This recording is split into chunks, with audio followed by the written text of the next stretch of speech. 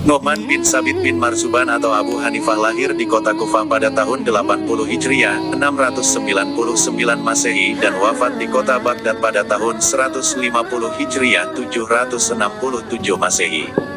Beliau tumbuh di dalam keluarga yang saleh dan kaya. Ayahnya, Sabit merupakan seorang pedagang sutra yang masuk Islam masa pemerintahan Khulafaur Rasyidin. Sejak kecil beliau sudah hafal Al-Quran dan menghabiskan waktunya untuk terus-menerus mengulangi hafalan agar tidak lupa. Pada bulan Ramadan, Abu Hanifah bahkan bisa menghatamkan Al-Quran berkali-kali.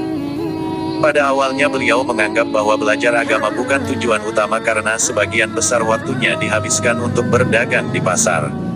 Namun, setelah bertemu dengan seorang ulama besar, Al-Syabi, beliau mulai serius dalam belajar agama.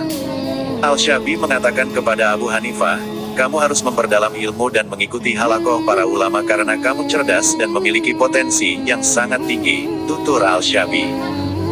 Setelah itu, Imam Abu Hanifah pun mengikuti halakoh Hamad bin Abu Sulaiman.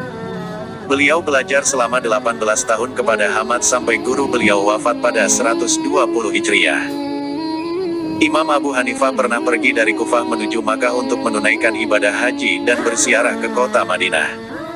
Dalam perjalanan ini, beliau berguru kepada Atta bin Abi Rabah, ulama terbaik di kota Makkah dari generasi tabi'in.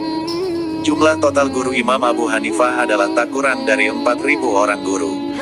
Di antaranya 7 orang dari sahabat Nabi, 93 orang dari kalangan tabi'in, dan sisanya dari kalangan tabi'in. Imam Abu Hanifah dikenal dengan ulama yang terbuka. Beliau mau belajar dengan siapapun semisal dengan tokoh Mu'tazilah dan Syiah. Meskipun demikian, beliau tidak fanatik dengan pemikiran gurunya.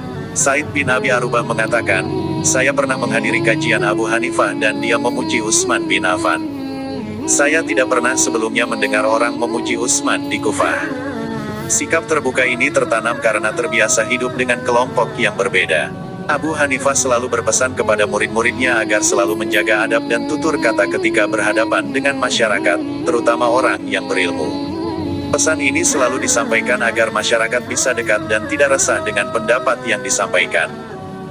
Imam Abu Hanifah tidak mau menerima bantuan pemerintah. Seluruh biaya hidupnya ditanggung sendiri dan diperoleh dari hasil usaha dagangannya. Hal yang berbeda dengan Malik bin Anas, pendiri mazhab Maliki yang biaya hidupnya ditanggung seluruhnya oleh Baitul Mal. Abu Hanifah hidup dalam dua kekuasaan Umayyah selama 5 tahun dan 18 tahun dengan Abbasiyah. Saat Bani Umayyah ataupun Abbasiyah, Imam Abu Hanifah pernah ditawari jabatan hakim dan menolak tawaran tersebut. Hal tersebut membuatnya dipenjara dan dicambuk berkali-kali hingga akhirnya beliau keluar dari penjara dan wafat.